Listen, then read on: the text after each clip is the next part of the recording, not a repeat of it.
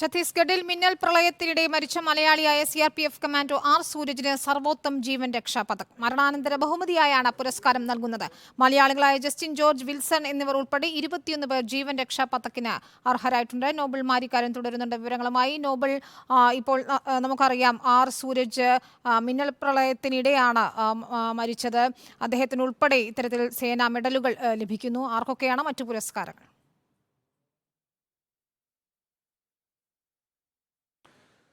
വിനീത, R സൂരജിനും അതോടൊപ്പം തന്നെ മലയാളിയായ ജസ്റ്റിൻ ജോർജ്, വിൽസൺ എന്നിവർക്കുമാണ് ഇപ്പോൾ പുരസ്കാരങ്ങൾ പ്രഖ്യാപിച്ചിരിക്കുന്നത്. ഇതിൽ ആർ സൂരജിന് മരണാനന്തര ബഹുമതിയായി തന്നെയാണ് ഇതിൽ സർവോത്തം ജീവരക്ഷാ പതക് ലഭിച്ചിരിക്കുന്നത്. അദ്ദേഹം നേരത്തെ ഛത്തീസ്ഗഡിലെ മിന്നൽ പ്രളയത്തിൽ തിരച്ചിൽ നടത്തുന്നതിനിടയിലായിരുന്നു ഇത്തരത്തിൽ അപകടത്തിൽപ്പെട്ട് മരിച്ചത്. അതോടൊപ്പം തന്നെ 7 പേർക്ക് ഇതിൽ ഉത്തം ജീവൻ രക്ഷാ പതക് ലഭിച്ചിട്ടുണ്ട്. അതിൽ മലയാളികളായ ജസ്റ്റിൻ ജോർജ്, അതോടൊപ്പം വിൽസൺ എന്നിവരും ഉൾപ്പെട്ടിട്ടുണ്ട്. അത്തരത്തിൽ റിപ്പബ്ലിക് ദിനത്തോട് അനുബന്ധിച്ചുള്ള അവാർഡുകളുടെ പ്രഖ്യാപനമാണ് ഇന്നിപ്പോൾ ഉണ്ടായത്. അതിലാണ് ഈ മലയാളികൾക്ക് അവാർഡുകൾ ഉണ്ട് എന്ന വിവരം ഇപ്പോൾ പുറത്തെത്തിയിരിക്കുന്നത്.